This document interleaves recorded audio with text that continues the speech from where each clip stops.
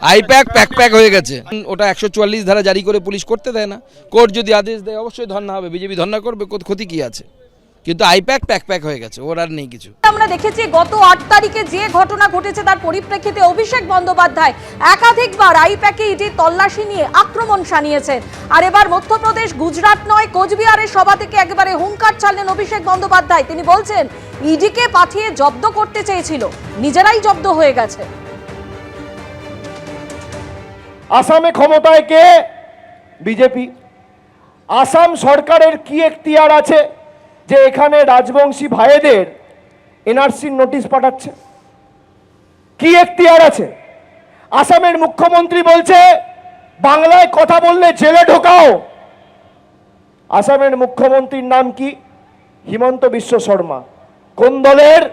ভারতীয় জনতা পার্টি। আমি বলবো বাংলার মানুষের সাথে পাঙ্গা নেবেন না। এটা মধ্যপ্রদেশ নয়, এটা গুজরাট নয়। বাংলার মানুষের সাথে পাঙ্গা নিলে মানুষ চাঙ্গা হয়।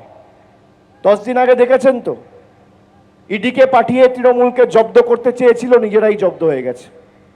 দেখেছেন?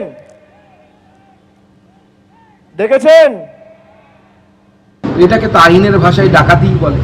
তো পশ্চিমবঙ্গের মুখ্যমন্ত্রীকে এতদিন পর্যন্ত সবাই চোর চোর বলতো, প্রমোশন হয়েছে আজকে সংক্রান্তির দিনে তার এই প্রমোশনের জন্য চোর থেকে তিনি ডাকাত হয়েছে। ডাকাত, আমরা ডাকাত রানী মাঝে মাঝে বলতাম, কিন্তু অনেকে বলতো না না ডাকাত বলাটা ঠিক না। কিন্তু আজকে ভারতবর্ষের একটি সংস্থাই বলছে যে মুখ্যমন্ত্রী ডাকাত, এবং কোর্টে যাচ্ছে বিষয়টা। কোর্ট দেখবে পুরোটা। আমাদের মহামান্য আদালতের উপর পূর্ণ বিশ্বাস আছে। আর দ্বিতীয় যেটা বলছেন যে ইডির বিরুদ্ধে যে এফআইআর হয়েছে তাতে স্থগিতাদেশের আবেদন জানিয়েছে, সেটা আইনই বলছে স্থগিতাদেশ হওয়ার কথা। নাহলে তো ইডি কোথায় তদন্তই করবে না, তাহলে ইডি সিবিআই তুলে দেওয়া উচিত, রাখাই উচিত না ইডি সিবিআই।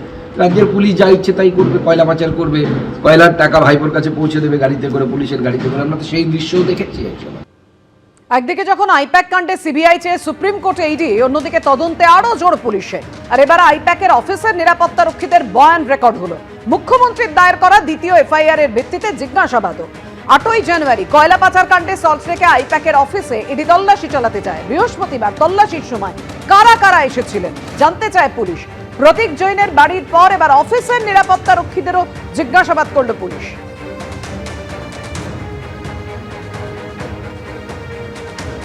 আর অন্যদিকে আইপ্যাক কাণ্ডের প্রতিবাদে নবান্নের কাছে ধর্নায় বসতে চায় বিজেপি। নবান্নের কাছে ধর্নায় বসতে চেয়ে হাইকোর্টে বিজেপি। বিচারপতি শম্পা দত্ত পালের দৃষ্টি আকর্ষণ, মামলা দায়েরের অনুমতি।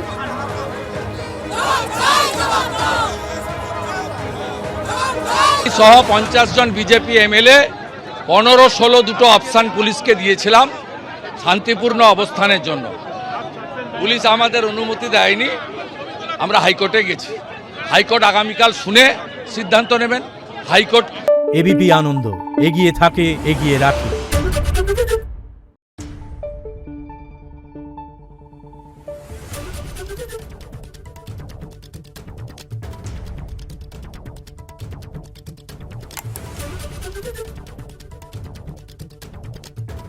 Thank you.